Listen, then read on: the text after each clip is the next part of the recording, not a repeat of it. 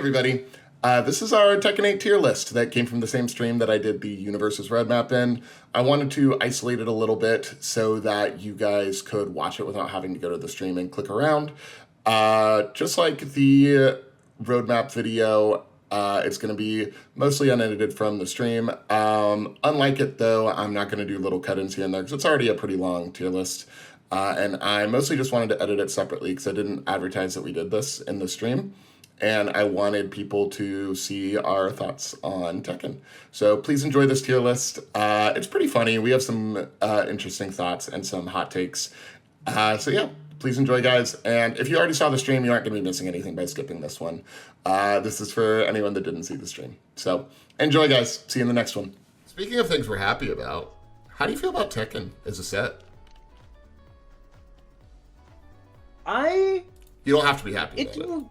So no. I think I am happy about it. I have seen a lot of people be very mixed on it, right? Mm-hmm. I have people around me that have opinions on both extremes. You know, our buddy Ricky, we love Ricky. He fucking hates this shit. I have friends that are very high on it. It's an interesting set. It's definitely not when we get a set that's very middling. It's usually middling for the same reasons every time. Tekken is a set that is interesting and it is going to be impactful. Yeah.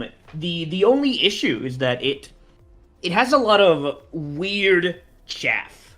Yeah. You know, that's the part that makes it strange. It has a lot of like very impactful cards, a lot of really cool utility pieces, but the chaff that it has is weird. If you look at Critical Role's chaff was funny. Yeah. Right? You were looking at like a 3 difficulty card that makes you roll a die for a check. It has the bad version of Ruthless Guardian. Yeah. Where we both steal a thing, right? Like the Chef Critical Role, it's like a bunch of role players for characters that don't exist almost. Mm-hmm.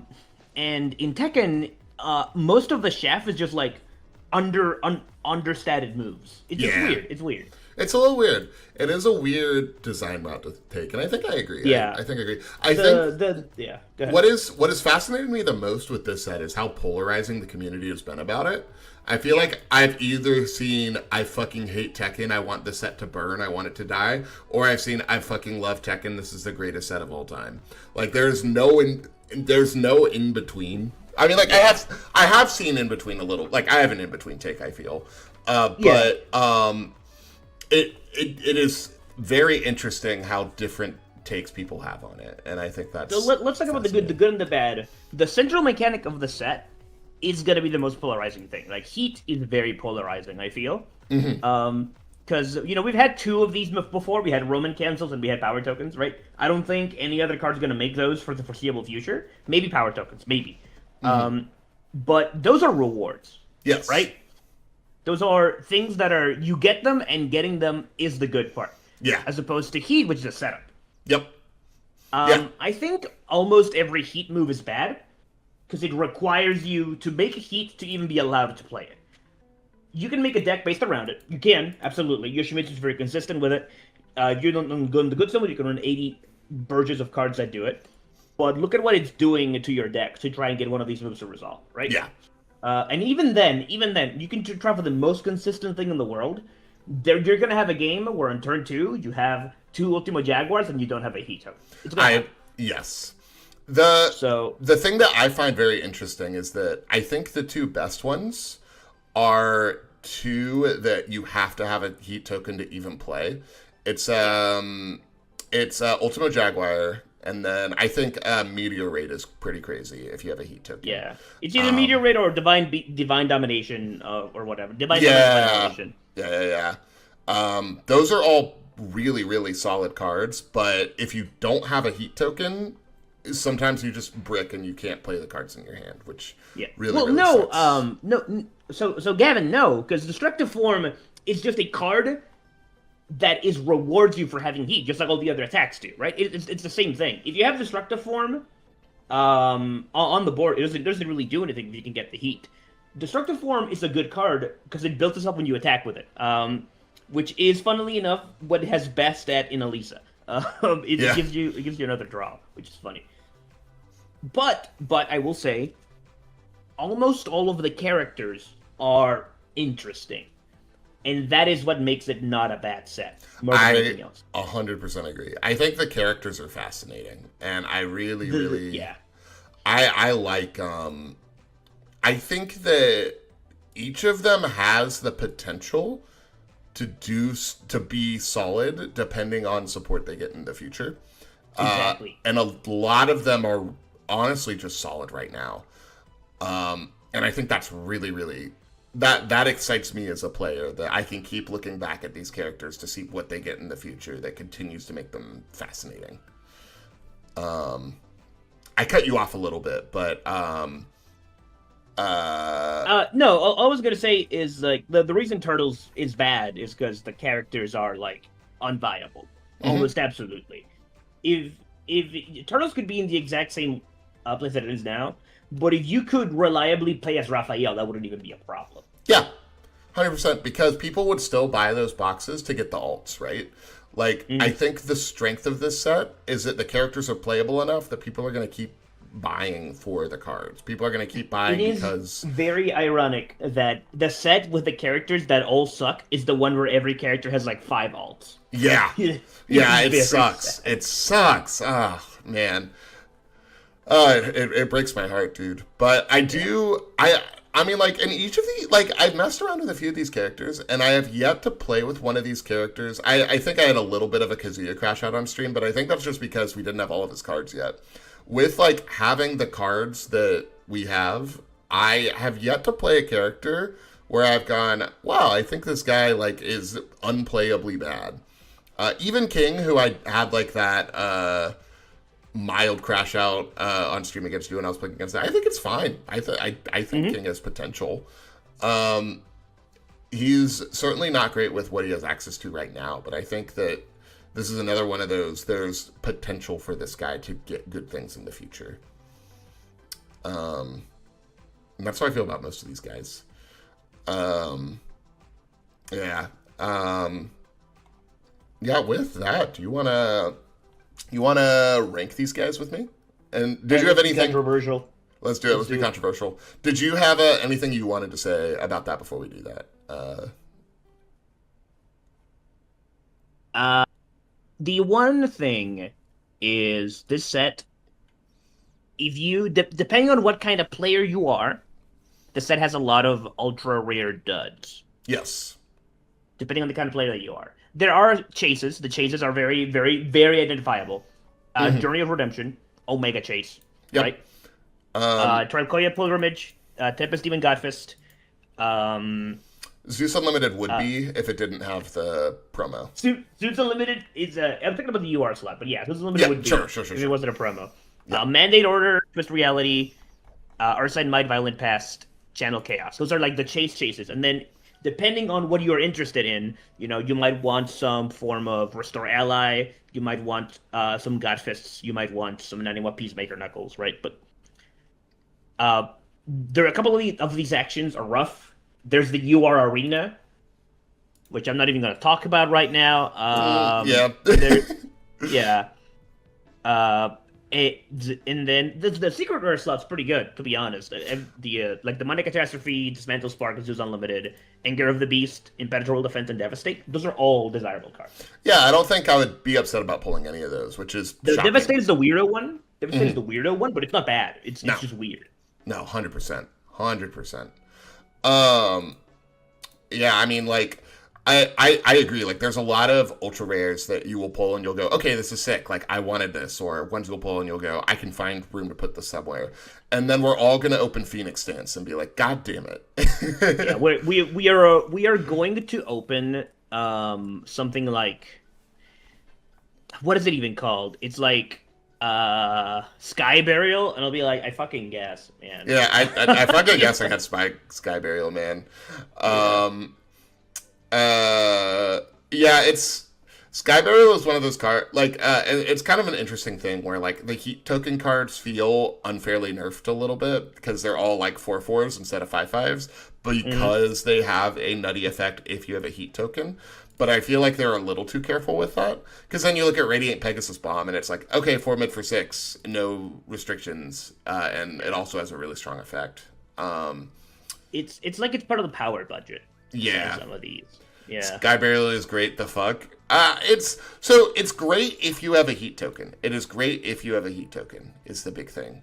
And even if you don't have a heat token, it is filter, which is good. But I think what we're trying to say is that, like, compared to some other cards, bro, it's a 5/4 high 4. Yeah, exactly. What? Compared to other cards, it's a 5/4 high 4, and that's scary. That's scary. It doesn't even draw a card, man. Yeah. It's rough. It's rough out here, dude. It's rough, man. It's rough. Yeah. Or if you can put stats on it. Yeah, I think that there's a world where Sky Burial could be really good, but we would You need... can put stats on everything. That's the whole point of stats. Yeah. You can put stats on fucking everything. It's a 5/4 high 4. It's not... Have you looked at Battleara release? Have you seen that card? Shit's crazy out here. real and like this is the fakest Crow and Frog I've ever seen. I'm gonna put it like that. The fakest Crow and Frog I've ever seen. Yeah. It's Crow and Frog, but you have to jump through some very rough hoops to get it. Yeah, this will never be a -2 diff. Yeah, never ever. Not like Crow and Frog was. But yeah, I think bare minimum, at least most of the ultra rares are really fun, and I think are really interesting. It is weird that some of these you need a heat token for it to do anything, and some of these are just heat agnostic, right? That is strange. Yeah, it is a little weird. I think the balance of heat token is a little bit odd, but yeah, Crow and Frog would be way too good and stand for what it's worth. No, you're absolutely right. You are 100% right. But it is probably a little bit too many hoops to jump through. I don't know. I would love to be wrong about it because I think these kind of cards are neat. But as the I love ignoring progressive guy. I do like cards like this, but I think it is a little too restrictive for those style of decks that want to play it.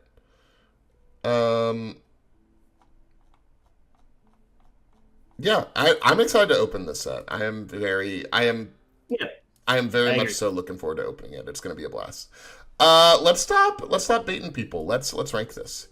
I'm going to say my piece. You'll say your piece, and we'll come to an agreement. I think is a pretty good way to do this. If you are down. Yeah. So we have Elisa here. I'm going to pull her up on Ultra while we talk about her. I'm just going to go to characters. What the hell are our tiers anyway? S through D? Yeah, we have S through D currently. There was like a thing where he had where it was like Erratable, will win a regional, stuff like that. And I was just kind of like, I just like traditional ranking stuff, I think. Just generally speaking. So that, because whenever it's like this means we can compare it relative to the set more. Rather than just how competitive is this character. Because it's not necessarily... I suppose it is like a power level ranking, but I also want to put in factors like how well designed it is and like how much it fits the character and stuff like that. Yeah. I'm more of a vibes-based... I'm more of a vibes-based ranker, I feel. Yeah. So, yeah, we just have S through D. I can throw an F in there if you really hate one of these guys. Yeah, and I don't think anybody is going to really go into F. Even though the character, I think, does Victor. the least and is the worst designed, is still a D. Yeah, Victor's still a D for sure. Spoiler. Oh, you think it's Victor? Oh, we're going to have some fun. I do think it's Victor. I'm excited to see what you think. Elisa is top of 8. Very easy top of 8. Yeah, Very easy top of 8. Yeah, I was... that's definitely where I was going. Elisa is a very strong, I'm going to block everything kind of defensive character. And just being able to continually draw cards every single time that you play a card is so strong. I think this effect is very powerful, and I think that she has the I think she has such strong potential everywhere, and I think it's kind of fun because it's like I'm detaching my head, I'm reattaching my head, I'm detaching my head, I'm building it back. Like it fits the character a bit. Like they really went in for the whole detach your head gimmick, and I think that If that's you fun. only read this character, you're like, oh, this is broken. Yeah, If you play this character, you immediately go, "Oh, this is weird." yeah, Her gimmick is actually kind of it asks you to sequence things a little strangely. yeah. And she can draw a bunch. She can draw so much. She can draw on almost every enhanced step if you play the right kind of attacks, the right kind of foundations. Hmm. But like, so what? In a lot of ways.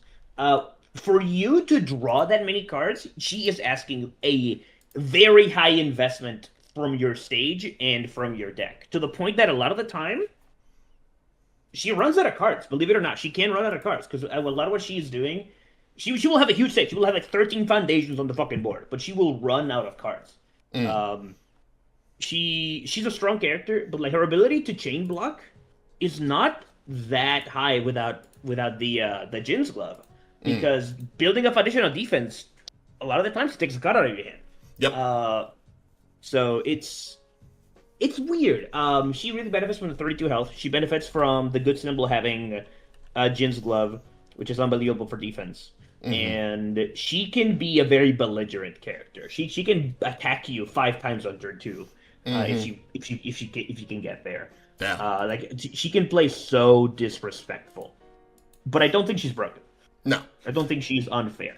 I think I would agree with that. I think she does get a couple interesting defensive tools, but Hmm. again, I think or let me rephrase. She gets a couple of interesting ways to build on defense, but they like you said, they all do kind of require you to discard a card out of your hand. Like if you have growing up fighting or soup or badgie, you have to block with them specifically. Yeah, if you want Um to ready to draw another block with a daily training, that takes a you have to build a foundation from your hand, right? yeah. And then you're fishing for block zones at that point, or you really needed that foundation. Yeah. Um, so there are ways to do it, but there's not as much raw card advantage that you necessarily get out of her. And But as far as characters that don't give stats go, she's pretty good. I think she's pretty good. Yeah. Like this is the kind of ability you want to see on someone that's not giving or reducing stats. Like Yep. you're gaining because a lot of the ways that I like to think about characters is your character is giving you tempo in some way, whether that be stats tempo, damage tempo, or stage tempo, or whatever. This character gives you hand tempo, which is always very strong and always a very good thing you want to get. Um, so yeah, I think very strong top of it. Let's talk about Asuka. Um, Asuka, I feel, has gotten. I'm just going to shove her in the D for now until we rank her. She's not going to be there.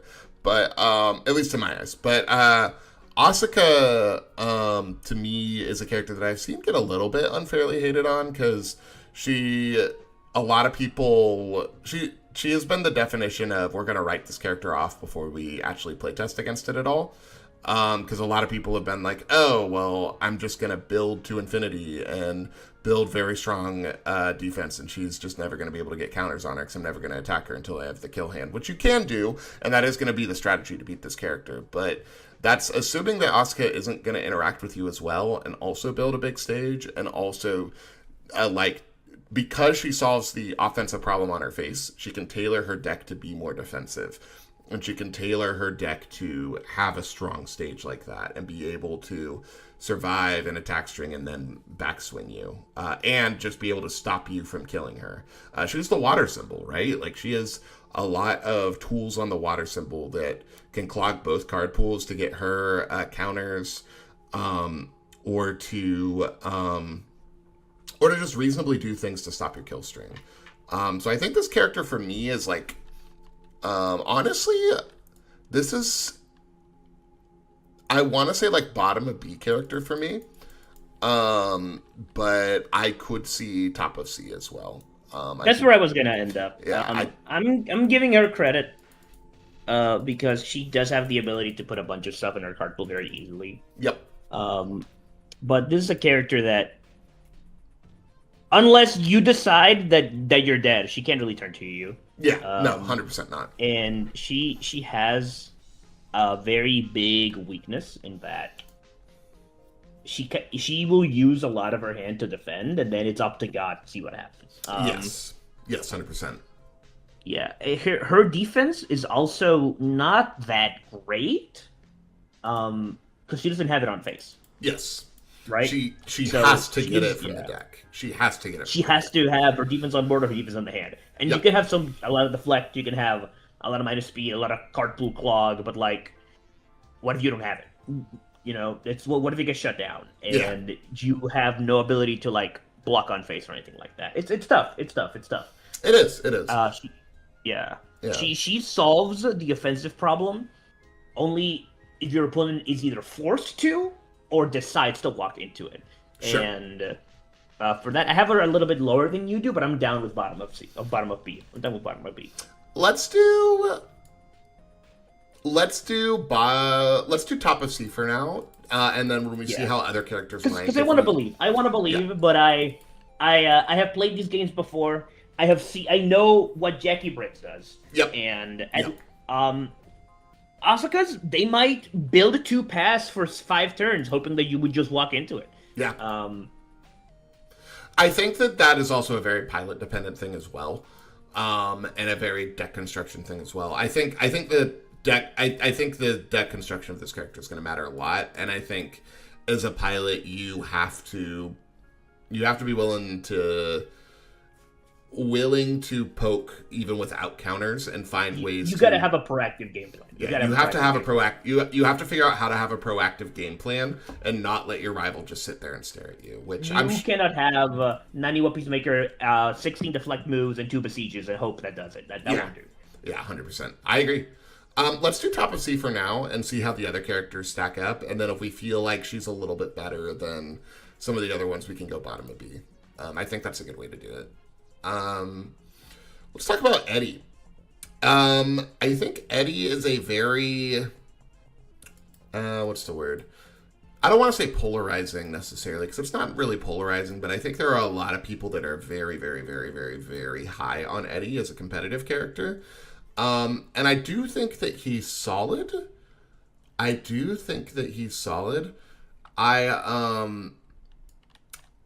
I'm unsure how competitive he necessarily is. I think he's going to do really well. And I certainly could see him topping a regional. But part of me wonders, too, what he's offering that similar characters don't necessarily offer. I know it's like the ignore card pool. Ignoring progressive is always good. But I think when you're playing stuff like... A lot of the big stuff I keep hearing is like we're playing break-in, right? I can't find it. It sucks so bad. Yeah, dude. it's so bad. Yeah, what I was gonna say is like I don't think that's gonna be enough. It's like because this is an aggressive character that wants to win the game early. You're not gonna have the momentum for break-in unless you're playing like a tension move. It's so bad, dude. Like you have to commit a foundation most of the time, and then that's just a foundation you would be passing normally anyways, or like you could be playing on a 5, on a 4, on a 4 or whatever and get similar results. So think about this, Paul, right? Mm-hmm. Crow and Frog, -2 diff because it raised a foundation. Yep. Breakin', secretly a 6 diff because you have to commit a foundation. Yep. And it is so bad. I have not liked it any time that I've seen it. I think Eddie players are addicted to having a clean card pool, and I get it. I understand. Mm-hmm. I understand. But the whole point is that God gave you one that's free, and you have to use the rest to your advantage. That's the whole point. Yeah. The whole idea isn't to have a completely free card pool. It's to just be able to string a little better, to have moves that are +2 damage, and then the real power of Eddie is in the if full blocked I draw a card. Yeah, right? I agree. 100% agree. It doesn't help that Break-In is going to be their weakest move, because it's the one that's not getting sleepyhead damage either, right? Because you're ready. You're ready. You're ready. Yeah. I don't know. Yeah, that's kind of where I'm at too. I think this character needs to be built in a way that's and I think that's something that UVS players actually struggle with a lot. I think UVS players see a gimmick on a character and they go, all right, well, I'm all in on the gimmick, you know, like Foundation Destruction players. They're like people see Shin Godzilla and they go, okay, the whole deck needs to be Foundation Destruction, right? Or people see characters that clear cards on face and they're like, all right, all my stuff needs to clear somehow. But it's like you can just have that be part of the deck and just build a good deck around that and play the good quality cards you have access to. I want to like him because he's a character that gives damage and draws cards if you full block their big damage moves. I want to like him. But he does have one big mark against him, and that's like, so his first move gets 1 damage. Second move gets 2 damage, and his third move gets 3 damage. All Might starts at 3. Yep. If your move is a good symbol. Yep. So now I got to think about shit. Does this guy do anything? Right? Yep. It's so much of the power is on the draw full block, and 100%. The fact that he can give moves scaling damage like that. And honestly, like, this guy's the good symbol, but you have to think, does he play his queens better than All Might? Because it's kind of awkward if you go, like, if your hand is, like, I mean, you shouldn't really be attacking this as your hand anyways, but if your hand is just, well, actually, no, if your hand is a bunch of queens, right, and then you have to choose one that ignores progressive, I guess in that case you do, like, a foundation in between, right? But still, it's like, it does make queen a little bit awkward to me, and it makes a lot of that attack package a little bit weird. And I think All Might has better symbols as well, right? Like, he has Earth and Good, as opposed to Good Life Water, which is a little clunky. So you do have, when you're comparing it to All Might, it's kind of like, why would you play this over All Might? And the answer is you probably shouldn't be. But he has potential. I want to like him. You know, he has access to Shoulder Toss, which is a good card. I don't believe in all throws Eddie. I think that's bad, because then you're just giving your opponent permission to half block your moves. And like, that's the whole point. So yeah, 100%. I feel like I'm feeling a solid, like, mid B tier for this guy. How are you feeling? I'm feeling bottom of B. I'm down for bottom of B. I'm down for that. Yeah, I'm feeling bottle of red from this guy. Yeah, that sounds good to me. Sounds good. Bottle of red. I think bottom of red, bottom of A. Bottle of red, like the Billy Joel song. That's like, bottle of red. I got you. Bottle of red. I got you. Yeah, I think currently to me, I think he's the most overrated character in the set. Not in a like negative way, but just in a like he is getting the most hype, and I think there's a lot of implications we have to think about there. Yeah. Good harness character. Give good harness on death character. Great harness on death character. Oh my god. All right, let's talk about Heihachi. Do you want to go first, or do you want me to go first? Heihachi Mishima. So I want chat to imagine a world where this is a 6-hander. Oh my god, he's so good. A tier. Oh, that's so good. He gets momentum. He can use the momentum. He can have cool strings. He's always threatening you with a powerful 4. Like, oh, the damage can come out of nowhere. And then I want you to come back to reality, because that's not true. That's not the world we live in right now. I am so sorry. There's a lot of people that are really like, okay, but you don't understand. Getting a momentum every turn, being able to refund that momentum, and all your moves have powerful 4 is very strong. You know, you can kill you out of nowhere, right? That is definitely fitting of a 5-hander. Google, show me Benimaru. A character that makes a momentum every enhanced up. And all of his moves, even throws, have powerful 2. Yes. Or if they're already powerful, it's like powerful 3 or 4. Yes. Benimaru runs fucking races around this guy. Yeah. He doesn't even have that much more health than Benimaru. He has 10 more, which is, you know, that is 1 hand size difference. It ain't 2 hand size difference. No, definitely not. Benimaru has 22 health, which is Benimaru has 22 fucking health. Crazy for a 7-hander. Yeah, this guy gets mogged by Benimaru, and it is not even like funny. Yeah.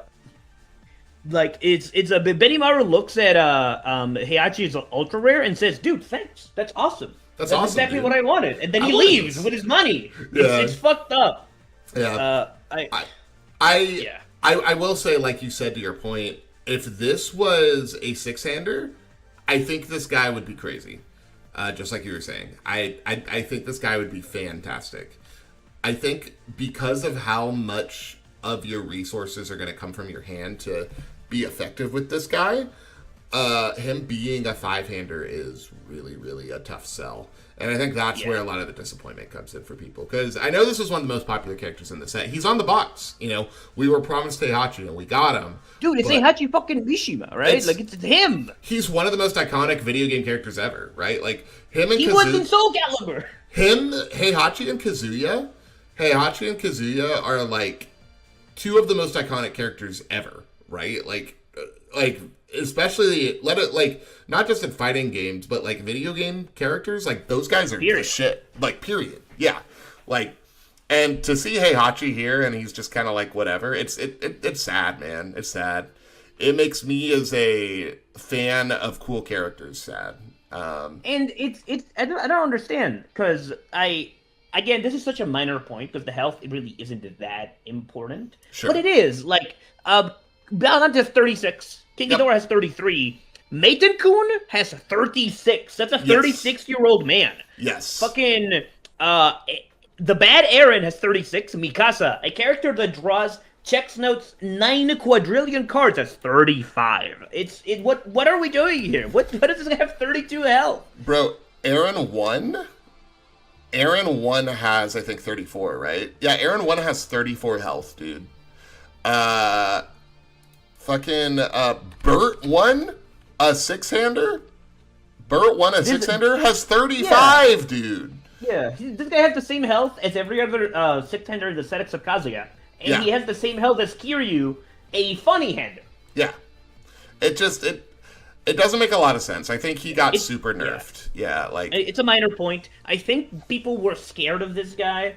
In testing, maybe he was beating the shit out of people a little too hard. Yeah. I don't really see how. He has a move that it's not a throw ball, but gains throw as a blitz. Whoa! Oh, shit.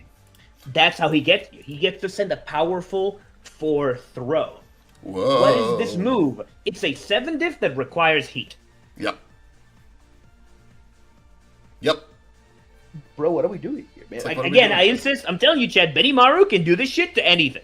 Yep. He can do it to anything. He makes more momentum, so he actually matches the powerful 4 pretty quickly, and he can do it to any throw on these symbols. He can fucking, if he could, he would reverse toss you from MHA set 1 powerful to you to death. Like, if he wanted to. Yeah, and it's just, it's something, man. It's something. Bottom of C. Bottom of C. Agreed. He's not the worst character. He's not the worst character in the world, but he is disappointing. That's kind of where I feel. I feel like, and to give him his flowers a little bit, I do think this character can do some backflips. This character can do well depending on how the deck is designed. I think there is a Heihachi deck that can body you. It's still disappointing. It's still disappointing, and it's still not what we want to be seeing. Certainly bottom of C tier for me as well. We put Asuka on C. Top of C. We'll talk about it.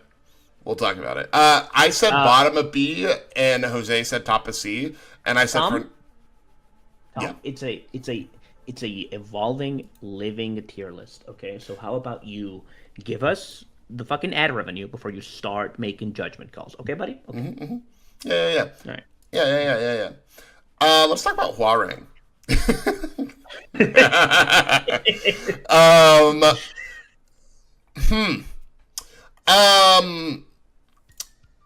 I have a lot of questions about this guy. I think we all do. Shoot him. I want to know. Yeah, I just want to know what was happening when we got here. I think with Huarang, man, like, he's almost really cool. He is almost cool, I feel like. But he's just a little too safe. I'm unsure why he has 2 gimmicks. That's kind of the weird thing, is he has a lot of gimmicks with him. Mm-hmm. And it's like they don't really synergize with each other all that well. Like, he has a self-mill game plan. He has a card pool clear game plan. He has a kick thing going on, and it's just like, what do you want us to do with him? Like, what are we trying to do with this guy? I guess that is answered. Like, we're trying to clear card smart card pool. We're trying to mill cards and cycle so we can re-ready. But like the bottom enhance almost feels like whatever. It's like by the time you get to the point in the game where you've cycled, clearing a card twice doesn't really matter. It's like you'll have enough foundations to pass all those checks anyways. It feels very win more.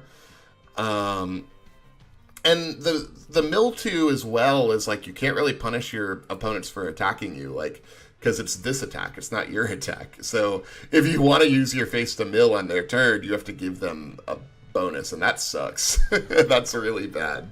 It's like it wants to be this fast aggressive deck, but it also wants to cycle. It's just very puzzling. I do think like if you are going to build this guy, I don't think you have to go all in on the kicks, kind of like with Eddie. I think it's like we get the benefit of one is for free, but it's certainly puzzling to me how we got here. I don't know what happened that they are so afraid of this guy. Yeah. Let's talk about the ways that this character is nerfed. Number one, he is not on symbol with any good Bing Bong. Correct. At all. He does not have the broken ones, right? Nope. Bert has the broken ones. Bert has the fucked up broken ones. Yeah, he does. Order has Aaron's trial. This guy, he doesn't have any of them. No one of the broken. They gave him one. That's like a weird action you can play from discard. Whatever. He has to give him a little credit, I think he has 3 on fire right now. He has the one that's this attack gets +1/+1. He has the one that gives your next attack 2 damage, and then the action card that gives you +2 damage once removed. 2 of those are about to rotate, right? But I mean, again, it's like those are whatever Bing Bongs. Like you aren't getting ±2 damage, right? Like I'm with you. You aren't sealing a foundation. Your rival isn't committing a foundation. He has the bad Bing Bongs for sure. Yeah, keep him on their toes is nice, but if you draw that card, you feel dumb. Yes. And even then, a rezone like that, when your package isn't really based around it, is not very helpful. Mm-hmm. And yeah, you know, he has Wolf's Ferocity. That's but he doesn't have the broken ones. He does not have the good ones. Okay, and whatever, you don't have to have the good ones. Okay, no. He can't mill on the opponent's attack, so you cannot even accelerate your game plan very well, right? Because if you mill your opponent, you can do it. You will give your opponent +2 speed. No, I don't know why that happened. You have to make sure that if you're doing that, you're taking like 4 damage maybe. But again, when you do that, you have 22 health, dude. You're a 7-hander. You know, you don't want to. I am horrified at giving my opponent speed. If it was damage, whatever, I'm blocking this one. Because it's specifically speed, this feels so bad. That feels garbage, dude. That does not feel good. And 3, his reward for cycling is that he clears 1 more card. Yeah. Endeavor got to give a move of 2/3 for free, and then form summon a fucking move. Yes. Endeavor's reward for cycling was I'm winning the game. I kill you. You die. Yeah. Huarang's reward for cycling is I can do something that would have been awesome 4 turns ago. Yeah. And Endeavor has a kit. Endeavor has a kit that also rewards you for cycling. All his moves get so much better when you cycle. Yeah. Right? Huarang has the funniest 3-div ever devised. Predator Bardiche. We gotta look at it. What's it called again? Predator Bardiche. Yeah. Fellas, this form will rock your world. This form is everything to me. It's so funny. Add this card to your hand. Mill 1. Mill 1. Only playable if you have exactly 1 card in your deck. Bro, this card was almost so cool. This card was almost cool. They were like, form, discard pile, add this to your hand. But you can only do it if you have 1 card in your deck. I love that. You have to mill 1. It is worded in a way to rage bait you, because it just gets worse the more it goes on. It keeps getting worse. It's like, oh, add this to your hand. That's cool. Mill 1. Whoa. That's weird. Okay, whatever. Where's that coming from? Only playable if you have exactly 1 card in your deck. I just ripped the card in half. What the fuck? I just ripped this in half. I don't want it. Your reward is a 3 hide 6. Right, your reward is a 3 high 6. Oh my god. Besiege is just a 3 mid 4. Yep. Always. Yep. But it's why would they make this one? Yeah, I don't know. Like, this card being printed is just an insult to anyone that was excited to play Warring. It's like, Yeah. hey, we made a card that's exciting for you, but it got nerfed to shit in playtesting. But it's fine. Which is But fine. it's fine, Paul. Paul, you know why it's fine? Why is it fine, Jose? Why is it fine? Because his UR will surely reward us for cycling. Oh, of course, of course. I wonder what his UR is. Mm-hmm. You have to. So his UR Whoa! is a 4th gimmick. It's a Whoa! 4th gimmick. It's another gimmick, dude. It's a 4th gimmick. It doesn't care about milling, cycling, or clearing the card pool. It just ignores progressive. Why do I want to ignore progressive? I cleared the card pool twice! Yes, dude. It's like, why did we, and like the worst thing is it's like, oh, this is the card in my hand. It ignores progressive. I guess I don't clear characters now. I guess I'm not doing that anymore. I'm not clearing cards anymore. I'm just ignoring progressive now. I'm playing Eddie now. Why am I not playing Eddie? You know? Like, for you to get value from this, for you to get value from this card and Horang, what, am I attacking you 5 times? Where did I get those attacks? What happened? Yeah, where'd they come from, dude? Like, where did they fucking come from? why? Like, he's so gimmicky for no reason. Like, I don't understand why he's so gimmicky, man. He's so gimmicky. I feel like he doesn't do anything. He is worse than Heihachi. So... Unfortunately, yes. I think he is worse than Heihachi. I'm kind of thinking top of D. I mean, I'm just gonna put him in D. We'll see where in D he lands. Yeah. Yeah. Well, I say top of D, and then I'm like, who else is gonna be in D? I don't know. We'll find out. It's Victor. But yeah, I think my big thing with this character is that it's just it was so gimmicky. It, like, as someone who has playtested the character, it's very gimmicky. You're fighting against yourself a lot, and you don't have a clear path of what to do. And if you lean into one of the gimmicks, you're gonna fight the other gimmicks. So yeah. Let's talk about a character that I think is kind of sweet. Let's talk about Jack 8. Let's talk about the bad part of Goro. That's actually kind of sick here. We have Jack 8. Jack 8, to me, reads so unassuming, right? You read Jack 8 and you're like, wow, I only have one ability I can play? That's crazy. After an attack is played, each player flips one. Why am I playing this guy?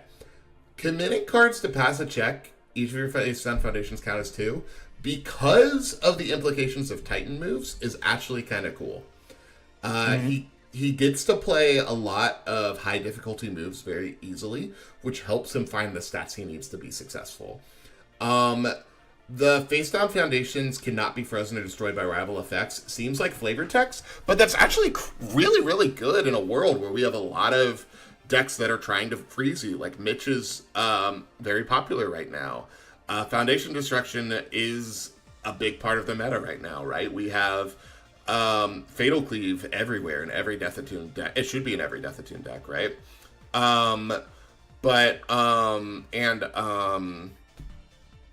We have Earthbreaker all over the place. There's a lot of stuff like that.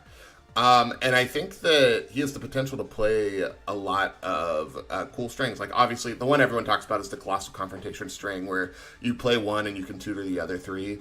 But there's a lot of other creative things I feel like you can do with him on top of that. His biggest weakness is that he's a Foundation flip guy and he doesn't have the Earth symbol. And I'm sure that's because in playtesting they were like, oh, we can't give him Byakko cards. Which, whatever, Byaku's about to rotate. I don't know, figure it out. It was probably more buoy than anything else, like Weapon Clash being a little too much for this guy. Yeah. I was thinking of Thunderous Roar, right? But it's but he's not really flipping your stuff, you know? Yeah. Yeah, fair enough. He's flipping one of your things every turn. Yeah, I don't think Byakko was gonna be the thing here. It was just gonna be like stuff like Enormous Axe and Weapon Clash, just accelerating his build so hard. Yeah, I think that's fair enough. But I think this guy's really cool. No stat manipulation on face is always a little scary, and I don't think this is as strong of tempo as what Asuka is, as what, not Asuka, Elisa is necessarily giving you. But I think it's still solid enough that you can make something happen. For me. So here's the thing. Here's the thing with this guy, right? Always go for the colossal confrontation string, and they're like, oh boy, a defensive character can just block all your moves. He's a five-hander, right? He can be you can hyper aggress into him. He does have 36 health. Yeah. Right. He gets access to Yelena's Machinations, which not only makes a face down, but it allows him to draw a card and stuff, right? Yep. And it's minus speed. And his Heat Smash Meteor Raid. Yeah. It's like you get to look at their hand, remove a card from their hand. That's so cool. However, a character like this cannot rely on Meteor Raid. There's no way you can rely on a move that costs a Heat token to use on this guy. Right. That is simply asking for too much. But for 3 more difficulty, you can just play Unexpected Outcomes on a 9. Yes. Yes. Thank you. Oh my gosh. Yes. So like Meteor Raid, actually useless move. Motherfucker who gets to just jam Unexpected Outcomes on turn 2. Correct. 10 mid for 8, catch, and I got rid of your best attack. And I get to play it. And he's passing whatever that is, because it's not a 9. So yes. It's like... He enables so many cool and interesting strings. Like, you are going to pass your checks. You are going to get to play stuff like this, and that is awesome. Yeah. And he can block good. He blocks so well. What people here's one thing people miss. I said he doesn't have stat manipulation on face. That's kind of false. He commits for 2. So his foundations kind of count as minus speed, right? Each face down. All of his foundations are nice try. Yeah. Yeah, 100%. All of his foundations are nice try. Yeah, that's exactly right. Yeah. So I think that there's a lot of secret sauce with this guy. I think this guy is secretly pretty good. I think this guy is secretly pretty good. This guy to me... Yeah. Go for it. This is the toppest of B or the bottomest of A? I'm a hype man. I was going to say bottom of A. Let's go top of B for now. A lot of these guys, like, we're going to put them a little bit lower than their potential for right now so we can see where everyone else lands, and then we can adjust based on how we're feeling. Yeah. I am reserving A for a couple of people. That's kind of where I'm at, is, like, I want to put the really good ones in A. And I think Jack 8 is solid. It's not better than Asuka, dude. Oh no, it is better than Asuka. I'm sorry. Let's talk about the GOAT. Let's talk about Kazuya. One of the most iconic video game characters of all time in Universe. I now see why I wasn't invited. I was just going to do it by myself, Tom, but I've tested him a few times. I feel like you're rating him too high, but we will see. LOL. Cool. That's what this list is all about. I was going to do it by myself. Jose was in chat, and I went, Jose, hop on in. Let's do it. And I also think once we get more than 2 people in here, it always turns into chaos. Tom, you're delirious. Go to bed. You're crazy. You're losing your mind. You're delirious. Sorry, Tom, go to bed. No. Go to sleep, Tom. Go to sleep. Go to sleep. Go to sleep. And for what it's worth, I have also tested Jack 8 a solid bit. To top off of that. Yeah, let's talk about Kazuya. The second character revealed, I guess. Jack 8 was the first. But this character, when I first read him, I'm off my meds now. Sorry, buddy. I'm back at my desk. That's so good. You gotta get back on them, Tom. You're losing your mind. No. This guy, I was a little unsure about him when I first read him. And then I played it, but I don't care. Keep going. All right. The sass. I love the sass. And then I played him a couple times, and I was kind of like, I'm unsure. I'm kind of back on liking this guy. Plus 3 damage on face is never a bad thing. That is always a positive thing you can do, regardless of the cost, right? You have access to plus 3 damage. Removing a card from your stage is so fascinating because it lets you play a wide variety of cards to remove, right? Like, it doesn't have to be foundations. It can be tokens. Like, you can play... There's not a lot of power token heavy stuff on these symbols, but you can play a somewhat power token ish heavy build, I would assume. I haven't actually experimented. But if you get power tokens, you just remove power tokens for 3 damage instead of 2. If you have a heat token, you can remove that. There's interesting things that get to happen with him because he says card. And I think being able to tutor from removed pile is very good. Being able to tutor from removed is awesome. With incubating, right, you get to remove your best attack and then play it from removed. And then with his secret rare that I'll pull up, his secret rare gives you 3 free cards whenever you want to kill somebody. If you have King Ghidorah Unleash, or King Ghidorah in your removed pile, the one you remove, you can play it. You have 7 attacks. You can play that turn if you really need to, and if you have incubating. I need to look up that secret rare, but there's a lot of interesting moves you can do with this guy.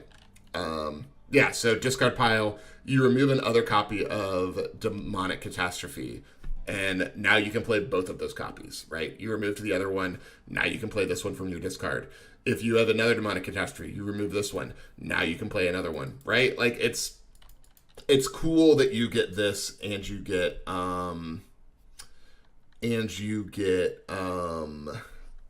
what's the word? And you get King Ghidorah Unleash. I think that those two together are going to create some very interesting lines for this guy. So I now that we've seen the full set, I am a lot higher on this guy than I was. I dig this guy. I dig this guy a solid bit. I'm unsure. I'm gonna let you say your piece before I keep yapping, but I am higher on this guy than I was. I do. Yeah, I think you tried this guy too early, and the build you tried was a little too concerned with aggro. Yeah. Right? So from what I have been gathering, people really like to play this guy with the remove 4 heat attacks. Ooh. At least the 4 difficulty ones. For 2 very good reasons. One, it enables his ability immediately without requiring you to remove stuff from your stage or anywhere other than your your hand or whatever, right? So it just enables it immediately, right? And that's good. You get to build something from discard pile, right? Because you get to remove 4 with a heat token, or you get to pick an attack, play it, right? You get to save your tri-gravity beams for later. That's very strong, right? And people really like to play this guy with his 2 difficulty foundation. His unique. Let me pull that. Because of the heat. Difficulty is 2.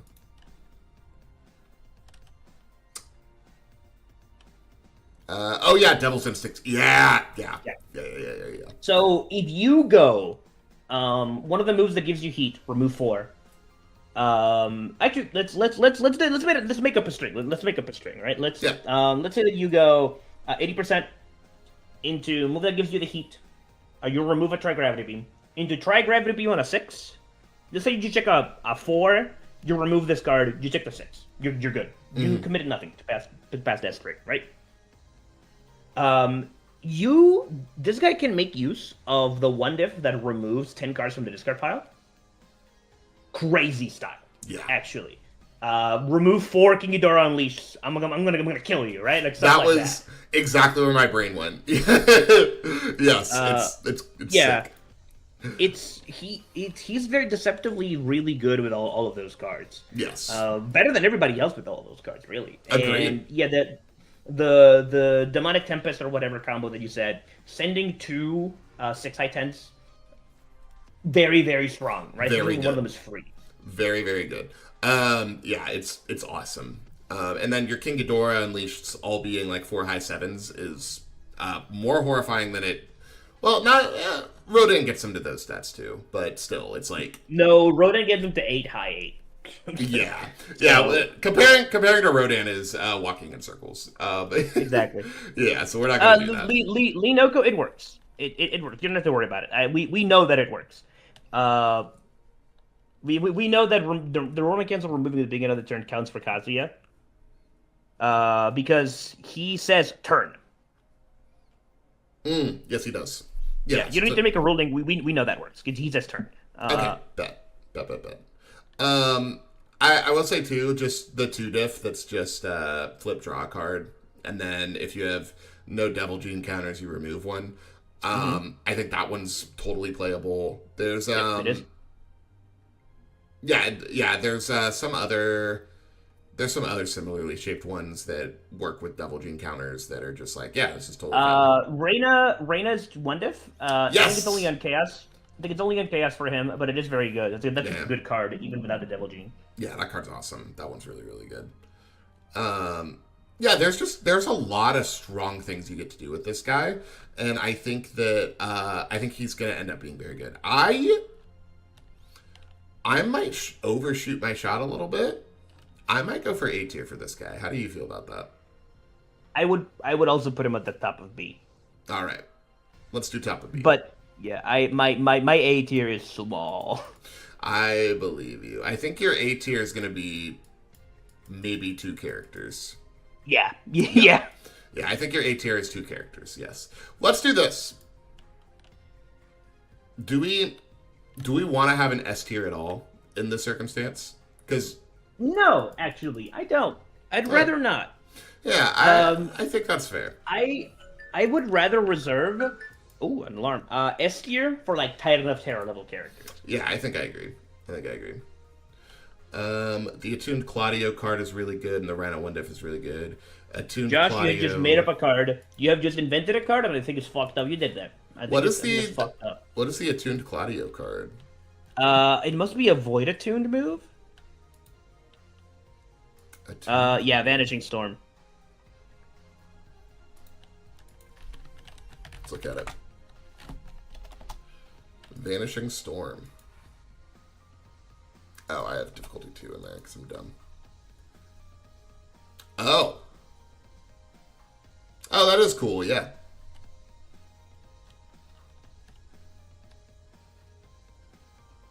Huh.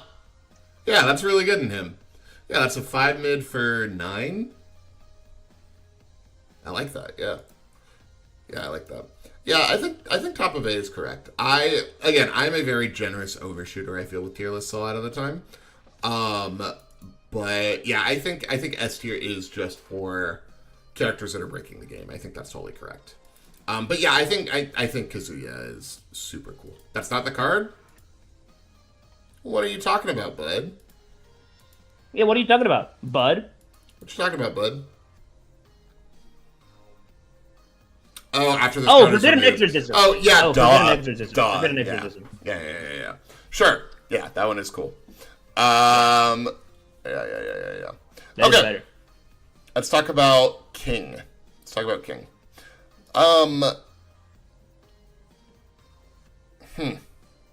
They're calling him the sickest C tier character of all time. Yeah. They're calling him the awesomest C tier character of all time. Yeah. He's so fun, and he does so many cool things. He does one cool thing. He ignores progressive. The flavor, top notch. Yep. The style, bangin'. The strings, long. The throws, fast. The health, too low. The damage, non-existent. Yes. Yes, correct.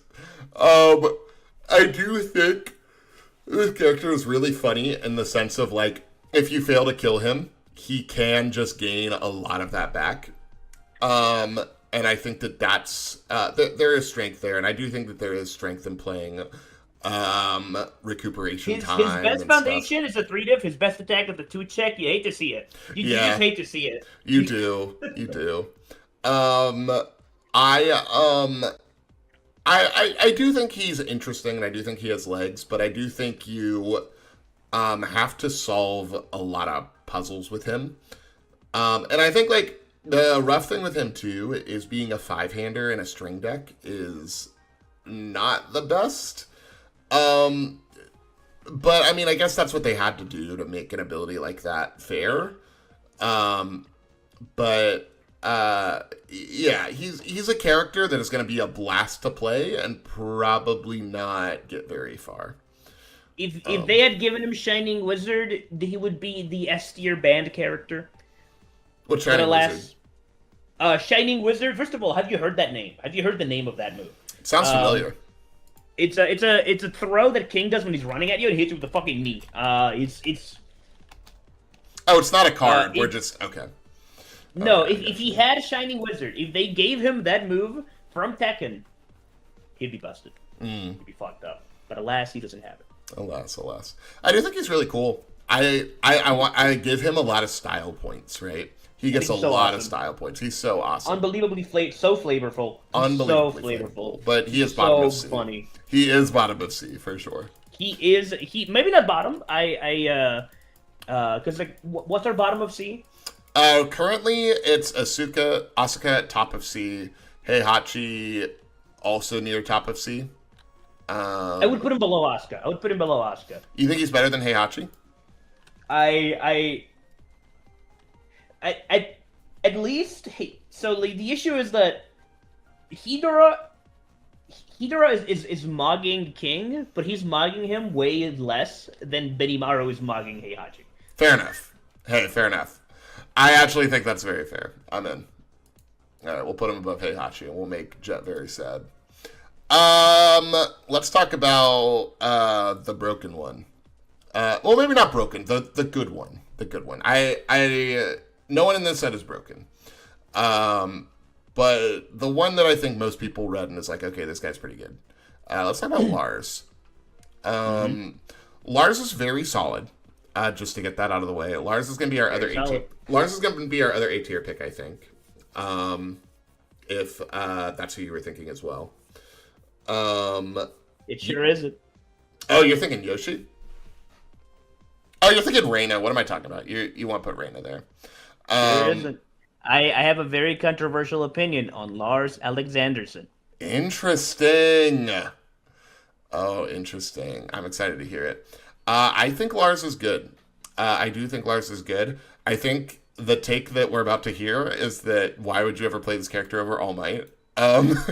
Which is fair.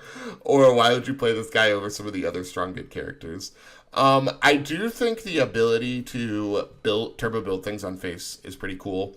I think he gets some cool plays with Sen Siso, where like if you have a unique foundation in Sen Siso, you can build two. He has a very strong interaction with Shin Hashigeki, where you can turbo stack the response into Shin Hashigeki and auto commit their board. I think that there's a lot of kick flips this guy gets to do that does make him very strong. But the big issue with him too is very similar to Heihachi actually, where you are using a lot of your hand as resources to progress your game plan. He does run out of a hand pretty quickly. So if you're aggressing and you don't kill, you're gonna not have a lot to do on defense. And that is a big thing, is he's a very aggressive character that doesn't play good defense. But I do think he's gonna end up being a very powerful and potent aggro character. Tell us your controversial take though. He's good. He's good. He's a good aggro character. He's fine. He's good. He's a good aggro character.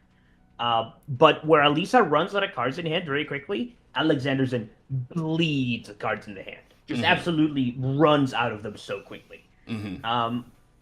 So a lot of his power is very front loaded, where he will run out of the tools that he needs to do those crazy turn 2, turn 3 strings. He's a lot like Pony in that way. And while his attack package is great at doing what he does, it leaves a lot to be desired on the interaction side, which is kind of what, he's fine. I think he's a good aggro character. I would put him at the top of B.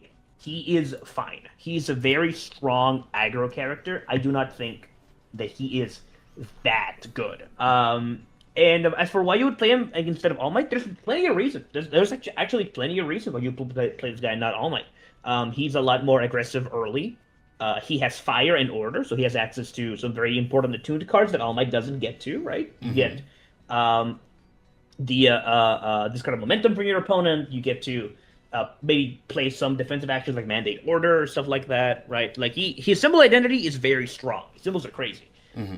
But from what I have seen, if you can survive that initial onslaught, if Alisa had no defense, Lars is a little baby, right? Mm-hmm. Like actually, his defense is laughable because of how hand intensive his offense is. Mm.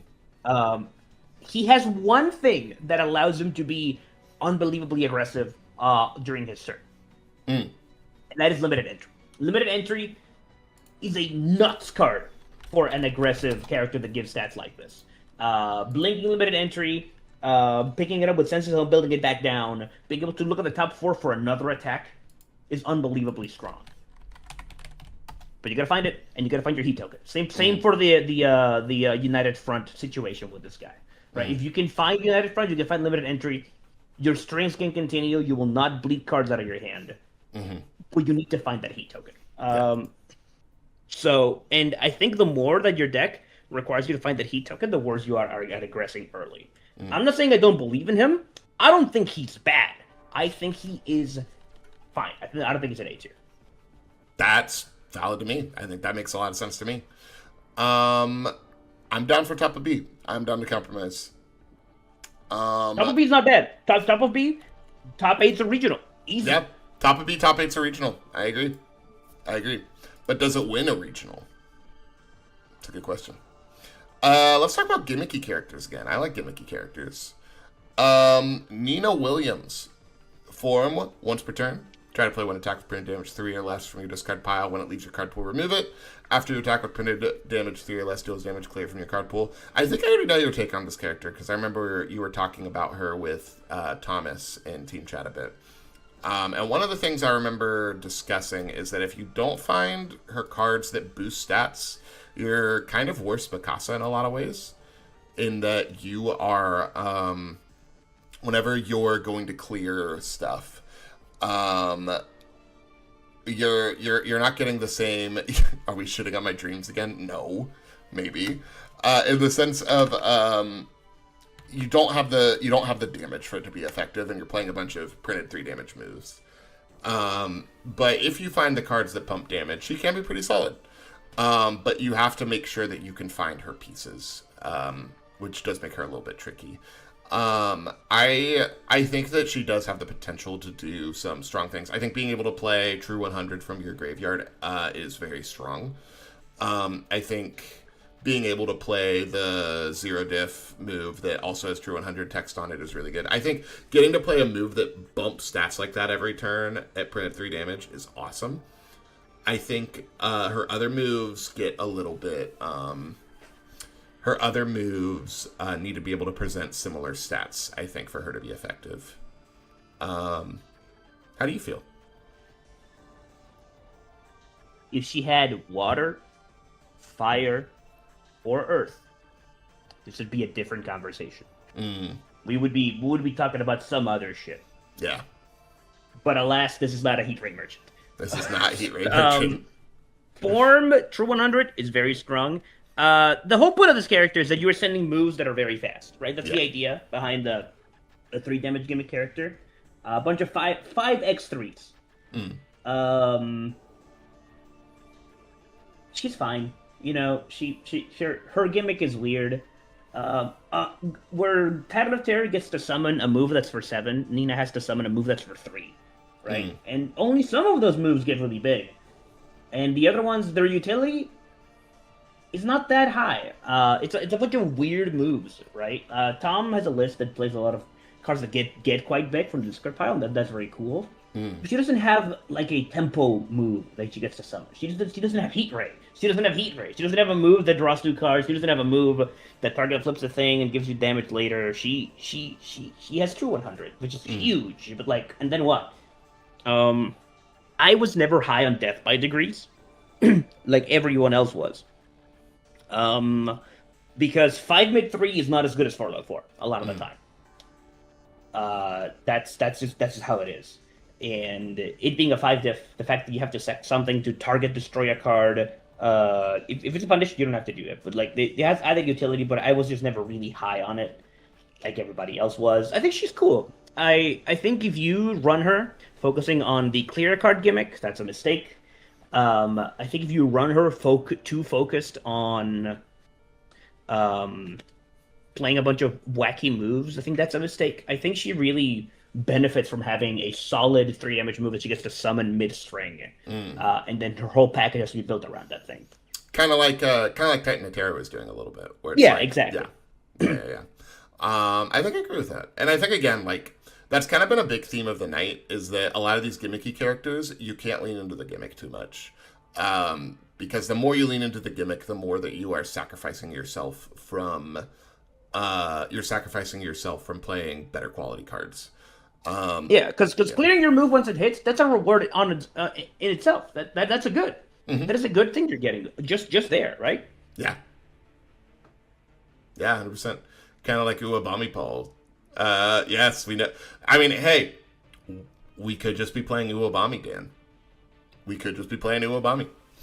Yeah, I'm thinking C. Wherein I don't think she's better than Asuka. I do think she's better than King. I would put her at B, below Asuka. Below Asuka. So we're thinking we do this.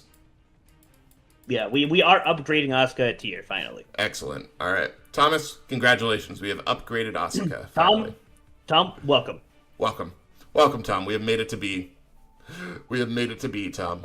I live in C tier, you delayed, motherfucker. You delayed, stream delay, son of a bitch. Stream delay, son of a bitch. He's not ready. He's not ready. He got your ass. Congratulations, Thomas. And B tier. Awesome. Let's talk about our friend Luna from Charlotte. We're gonna talk about Luna. I think this character is so good, dude. I think she's so good. Yeah. Tell me about it. You're very excited for this character, so you get the floor. Talk about it. I love 3-speed manipulation characters so much. So this character's a little fucking stinky, dude. She's fucked up.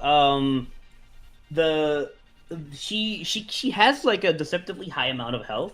Especially when she starts playing around at like the 7 to 9 health margin, or like at the 5 health margin, because you start going into a situation where you send a move.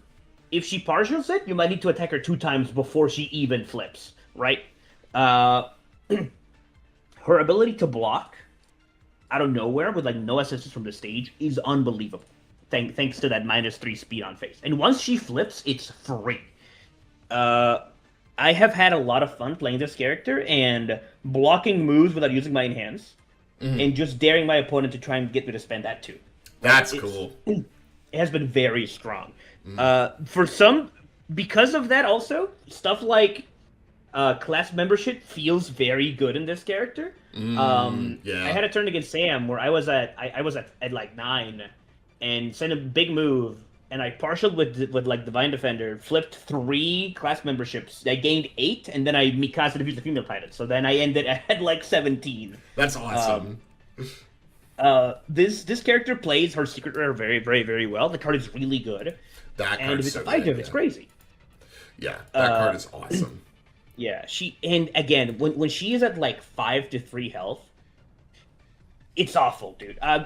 She could be at 5 health with roaming cancel, and it'll be like, okay, so I gotta hit you, then hit you for you to flip, and then I have to do 5 with you having -3 speed for free. Brutal. Just kill me, man. Just kill me to death. It's like, so I have to play minimum 3 moves to even get to a threatening point with you, and then from there you're gonna block everything. It's like, it's that's brutal. That's brutal. And think about what this character has. She has 7 speed fatal cleaves. She has the Breaker 3 move. She has Devour Your Power. She has Queen of the Monsters. She gets the low tension move from Guilty Gear. Her symbols are insane. Air Chaos and Death is a crazy symbol spread. That's nutty. Yeah, I think this is such a good air character. Yeah. And on Death and Chaos, she has like stuff that is interesting to play around with, but she's so good on air. I love that. I'm very down for this to be a. I think she's. Do you think she's better than Elisa? I think I don't know where to put them in next to each other. Just put. I would just put them next to each other. Yeah, I think it's tricky. I'm unsure which of the like. I don't know right now, truthfully. When a character's only problem is that Rodon exists, you know shit's crazy. Yeah, because Rodon shouldn't exist. Yeah. You know. But also, she only has one symbol with Rodon, right? So yeah, she's only got air, and there's no reason to play that. Most people aren't playing Rodon on air unless they're doing the aggro thing. There's plenty of reason to play Rodon. There's no bad reason to do anything with Rodon. Rodon's stupid. Yeah. Yeah, I love that. Let's talk about a weird one. Actually, so we're going to talk about Sergei Dragunov. Sergei has a very unfortunate crime. Sergei has a very, very sad crime that he has. And this is a crime that I've placed onto other characters in the past. Sergei has a very unfortunate crime of being very, very, very, very boring. He has the potential to do cool things and do cool kickflips, but it's just like you give it to your John 2 damage. I give my move 2 damage, and then I can unflip something in my stage, which is cool. I do like that. I really don't like that. Like this gets talked about a lot with new characters, where it's like I don't like the agency it gives your opponent, where it's like I get to unflip something if you don't interact with it. You know. I'm not crazy about that idea. I do like the response is kind of like Huaring a little bit, where it's like you read it and you see response commit after you play a block, and you go, oh, do I get to build the block? And then it's like, no, but you do get to build the top card of your deck face down, and you go, oh, okay, which is fine. You know, there's nothing wrong with that. But I think there are other characters that have similar gimmicks that probably do them a little bit better. Unflipping a card in your stage is always good, right? Like, you know, the obvious thing with stuff like that is build down massive mutant machine, unflip it, whoa, and whoa, crazy. And I will say, we have to give him credit. We have to talk about his ultra rare action, right? His ultra rare action is one of the best cards in the set. It's Violent Past. Violent Past is an insane card. Build two that's cards. Not him. That's not him on it, but he does have access to it. Oh, who's this? No, that's Fang. His crime is that he's ugly. Oh, my bad. Okay, So, have you ever seen No Retreat, No Surrender? No, I haven't. So, in that movie, Jean-Claude Van Damme is trying to kill the owner of every strip mall karate dojo, and that's what Fang did, basically. Okay, understood. That is his violent past. Okay, understood. Regardless, it should be his ultra rare, because build two cards from your discard pile face down, and you can unflip them. This is like 4 people's ultra rare, to be honest with you, man. Yeah, this is a lot of people's ultra rare. We did it, Paul. We finally did it. We made Orange Armin for Chuds. We did. We sure finally did it. We made sure Orange Armin for Chuds. Mm-hmm. So, can I talk to you about the ways that this guy is so much worse than Orange Armin? Please. So, he cannot flip the card himself. Yes. Which means that he can only reuse flip costs. Yes. That is much worse than being able to reuse anything. Yes. Right? Or being that is so much worse than being able to flip a thing and then unflip it to use the once per turn again and do the weird Colossus loop that Armin was doing, right? Yeah. This guy has like 3 abilities less than Armin does. Armin is on damage, not on no block. It's not even completely block. It's if you don't block it at all. They gave this guy 2 throws. Yeah. So it's like I don't understand why this character has no sauce compared to Orange Armin. Yeah. It feels. I don't get it. Yeah, it feels like a bit of a. It feels just like way underpowered in comparison. And even his response commits him for no reason. Like that Yeah, could have like been a once per turn, man. Like what are we doing? The response is so weird and random. Like, why is this ability on the card? You know, Why am I not even netting resources when I do this? yeah, like what's the point of this ability? Like, you're not you're not building from your card pool, which a lot of similar abilities do. You have to commit your character for it. You're not getting tempo. You're just building a card, and it's just weird. I don't quite understand. I don't quite understand this guy. I don't quite understand where this guy came from. Yeah. He's cool. He does interesting things sometimes, but comparatively to similar characters, he doesn't quite have the same sauce. I'm thinking like top of C tier, probably. Because he does give damage. And I do think he's better than King and Heihachi, truthfully. So regrettably, Yes, tell me. this guy is so lame Yes. that I don't see anyone playing him over King or Heihachi You think so? because he is just so lame. Dang. Are you like thinking D tier? no, I'm thinking bottom of C. He doesn't No, give us okay. Like so like let's be real. Yeah. I was like, he does give damage, right? Like, he gives damage. Like, that he has an ability that is solid. I'm just saying it is a goddamn shame that this is the guy that gave Nomu symbols to. Yeah, right? Like, what are we doing? Those are no move Goddamn symbols. shame. Yeah, dude. I think I'm super down with that. I certainly am more interested and excited to play King or Heihachi over this guy. I don't Absolutely. like. I look at King and Heihachi and ideas run through my head. I look at this guy and I go, "All right, I'm good." I'm more excited to play fucking Orange Armin than those guys. Yeah, agreed. Damn, we hate MMM kickflips. You just do it with Armin, dude. Play Orange Armin. Motherfucker, how? You just block the move. Yeah, like, dude. You can't even like zone mix him like a Rarmin can. Yeah. Rarmin can build the MMM as a 2-diff. Yeah, just dude. play Rarmin. Like, why would we ever do that here? I think too, it's like, I think this is the worst Massive Mutant Machine deck that we have ever seen. Like, it's like, you sure can do that, but it sucks. Yeah, Orange Armin isn't even that bad. It's a good character. Like, People would rather play a slightly worse character with sauce as opposed to a slightly better one without sauce. Yeah, dude. I would rather bring King or Heihachi to a regional than I would bring Sergei to a regional, I think. yeah. I think I can confidently say that. All right. Are you ready? You're not ready for this, Paul. Paul, you're not ready for this. I'm gonna let you say, because you know how I feel about Victor. How do you feel about Victor? Top of C. Top of C. Top of C? Top of C.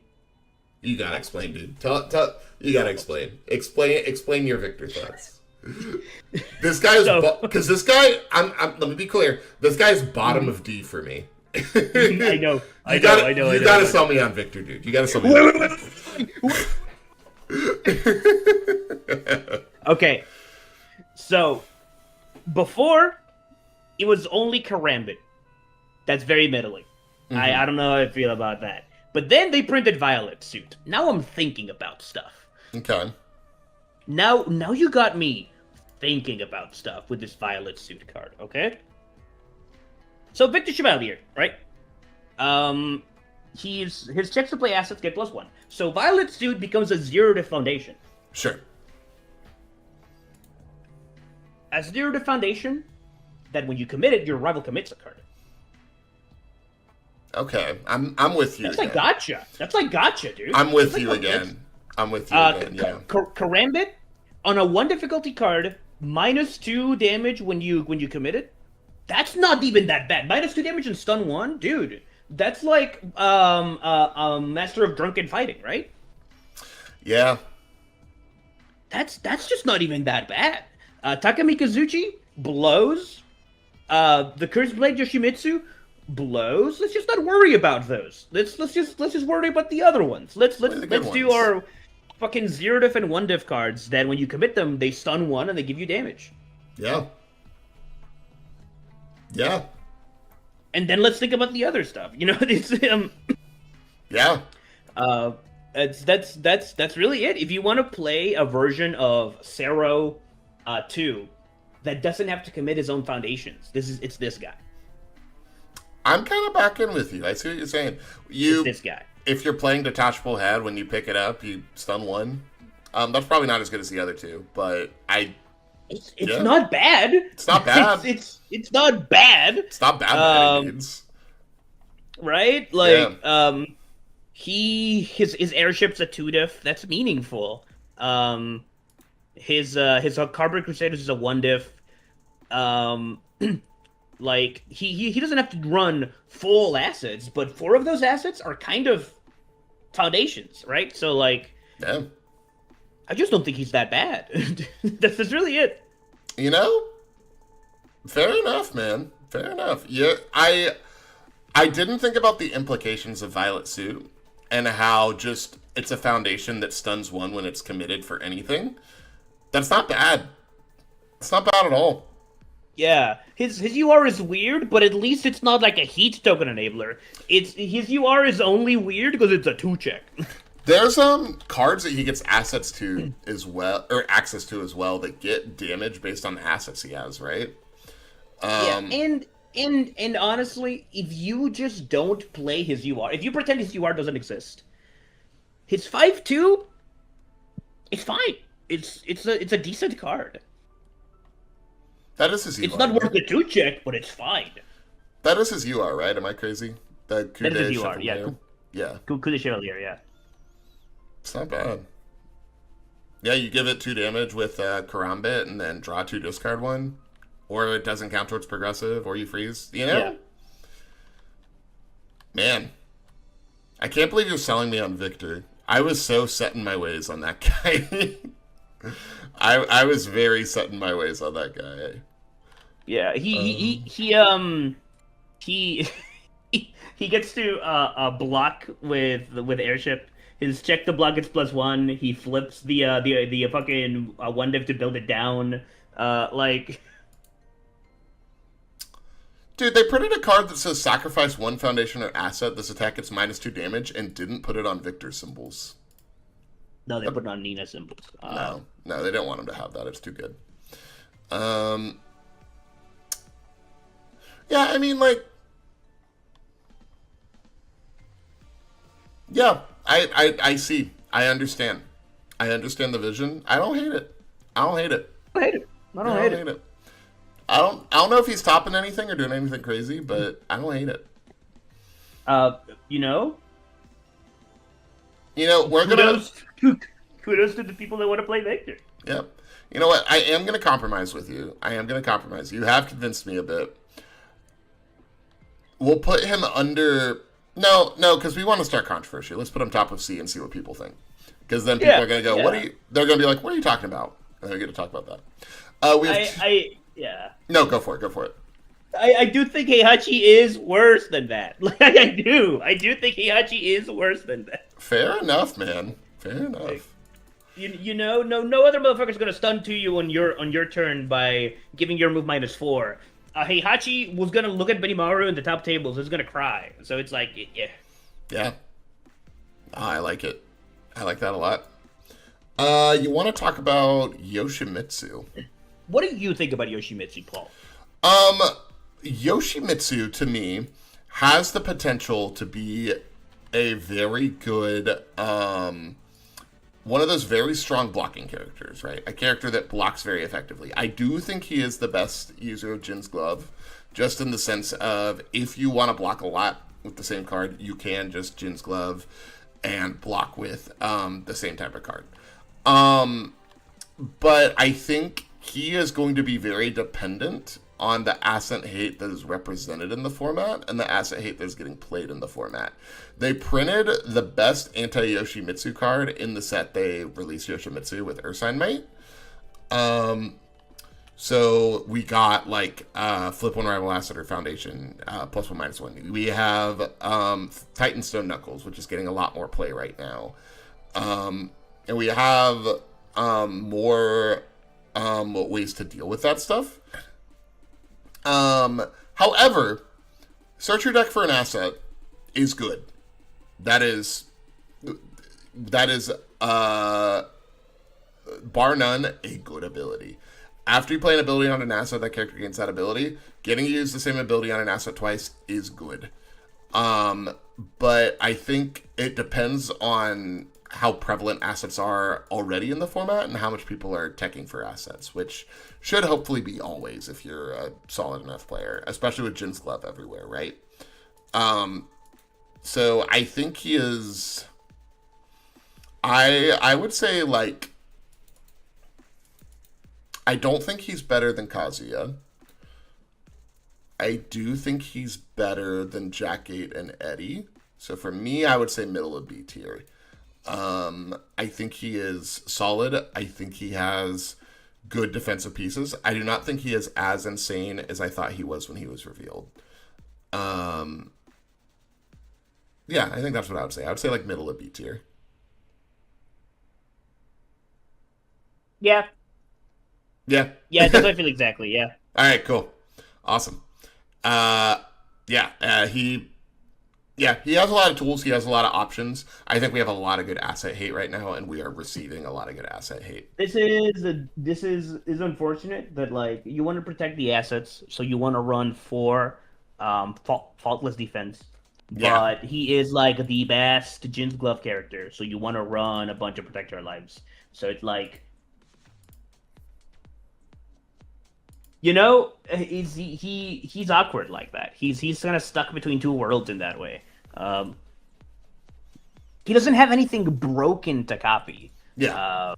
The best asset for him to copy is a 6 difficulty card. So it's because he really needs an asset that he can copy that will give him value on his own turn, so then he can use his enhanced defense, his response defensively. What's the 6 diff he gets to copy? Cerritos. Oh, yes, 100%. Yep. Yeah, double 4 room Cerritos is crazy. That's very strong. Yeah, that's very, very strong. I agree. But you gotta play it and you gotta protect it. And you better have that faultless when my Lunar Ring comes a knocking. So, you know. Yeah, we have Lunar Ring still. Yeah. We have Anti-Titan Artillery, too. Which it doesn't destroy it, but still, like... Mind you, he gets to be Anti-Titan Artillery. Whoa. That is pretty cool. I do like that. But watch out, Reiner. I'm gonna burn you for 4. Yeah, right. And I will say, like, with that, I do enjoy that he gets to play stuff like there's an Attack on Titan card that just gives your move 1/1, and you can just anti-personal vertical maneuvering equipment. You can give your range attack 1/1, and you give all your moves 2/2 if you want. So like, there's cool things you can do that gives all your stuff stats, and I think that that's kind of cool. Yeah, like there are cool tricks that you can do to with this guy, and I do enjoy that. But yeah, I think that he has to have ways to protect his stuff, and there's not a lot of ways for him to do that. So yeah, middle of B.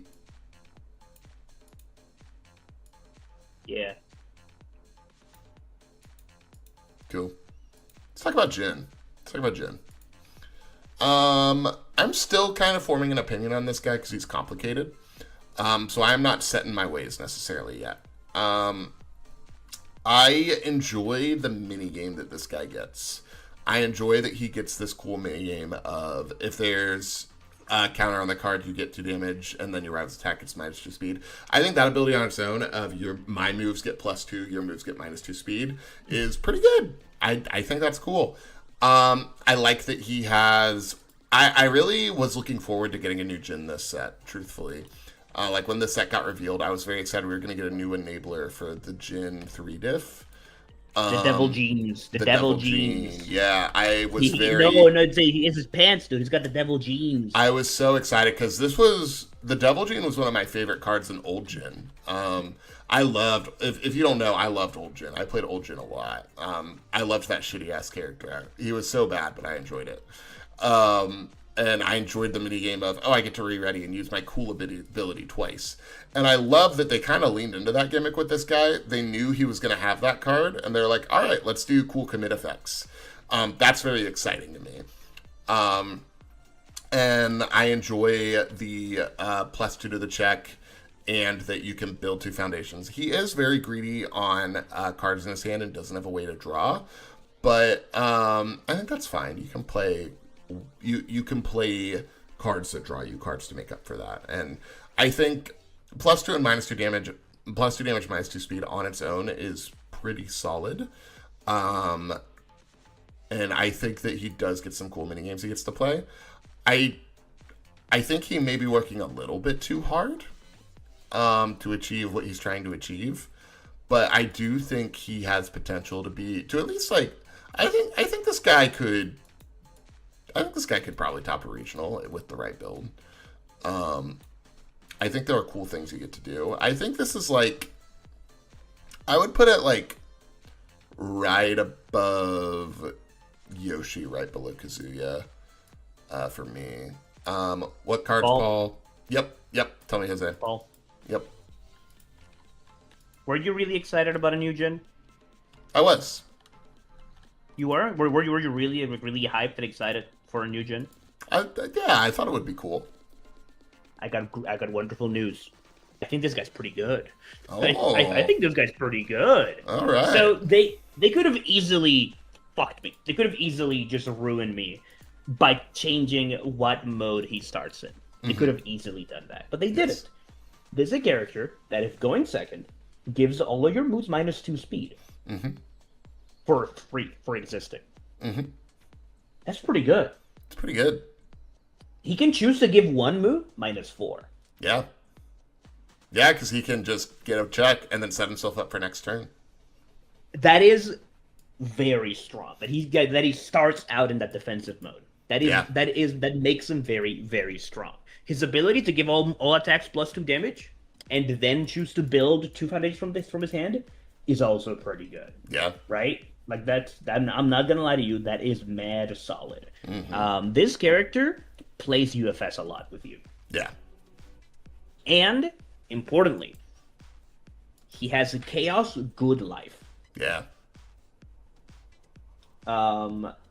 If you want to play on chaos, you have access to good card draw, like the if you have a momentum draw card, Fearsome. You can filter with horrifying no matter what symbol you're on. Yeah. You can double up on your damage with like sleep ahead if you want to, but if you're willing to play symbols that aren't really fast but benefit from having some damage, Moth is always available. Census is always available. Queen is always available. Yeah. I think Chaos has a couple more ways to filter that I'm not thinking of right now, but I think this guy's pretty good. Like, honestly, he plays a lot of fundamental UFS very, very well. His weakest ability is honestly the build 2 foundations. That's how I feel too. That's exactly how I felt. Yeah, I think that the best part of that ability is that it removes the double gene counter. Because I mean, like building cards from your hand is good too, but I think it's like having the way to go back to -2 speed if you need to. But yeah, I completely agree. Marvin says Jose doesn't like New Deku, but he likes this guy crazy. New Deku doesn't give damage. What can I say? What can I say? New Deku doesn't give damage, brother. What can I say? Oh man. Yeah, where do you feel like he should go? I was saying right below Honestly, Kazuya, but I would put him either next to Kazuya or below Lars. damn, I like it. I like that a lot. I think you can really cook with this guy. I think he has potential. This is a character that I'm excited to build. I mean, and we were talking about that in team chat a bit. I was looking at Jet's build, and I was like, I think this guy's cool. I do think this guy's cool. He's got the schmoves. He's got the schmoves. I do think he is secretly the best Electric Wind Godfist character because he gives it 2 damage. Yeah, agreed. Absolutely agreed. Yeah, I love that. I love that. What I really enjoy too about this guy before we fully move on, I enjoy that if you get into a weird sequencing thing with the double gene counter, you don't accidentally give your rival's moves 2 damage. It's just your attacks and then rival attacks. So you're never giving your moves -2 speed by accident. You're never giving your rival's moves +2 damage by accident. It's always benefiting you, and I think that really boosts this character up for me. They easily could have nerfed him by doing that, but they didn't, and I love that they didn't. Heck yeah, so this is our tier list. I'm looking to see if we would adjust at all. I actually Do we bump Nina down a tier, or do we think Nina is fine where she is? I don't know. Let me see how this looks. Yeah, take a peek. No, I like this. I like this. I like this. Yeah. I like it like this. Yeah. I do think I like Huarang at the bottom. I do think Huarang. I do think Huarang is a failure. Yeah. Yeah, I do think Huarang is very disappointing for anyone that likes kick related stuff. So I do think that's good. Nina to C, Sergey to D. Well, here's the thing, Thomas. Sergey gives +2 damage. He can't be in D tier. He can't be in D. He gets +2 damage. He can't be in D tier if he gets +2 damage, man. Like that's, that's he gives stats, man. I'm sorry. I think. I don't know. This is good, and I like the order too. I think this order is good. This would spark some conversation on Twitter. All I'm saying. Yeah, I agree. I think too there were takes that I had that, or there were feelings that I had that I actually think you turned me around on a bit. Like I was surprised at the Victor take, and I think that did. I think you convinced me. Yeah, like I kind of want to build Victor now because of that conversation. And then, were there any other ones?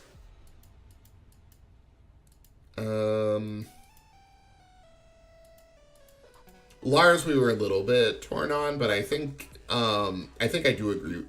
I do agree with your takes, and I do think that I overrated. I think I overrate based on my hype for a character sometimes with that as well. I do think he's top to beat. Yeah, this is good. This is good. Chat, what do you guys think? What do you guys think? Do you guys disagree with anything? Would you guys move anything around? Please tell us. Jose, thanks for helping with this, man. I think you made this a much more enjoyable experience. Yay. Yeah, thanks for hanging. Spark some conversation on Twitter, such as what the fuck is Universus, and why are y'all putting the character arts on a tier list? Oh no. Okay, people are better at interpreting context than that. Okay, let's hold on. Yeah.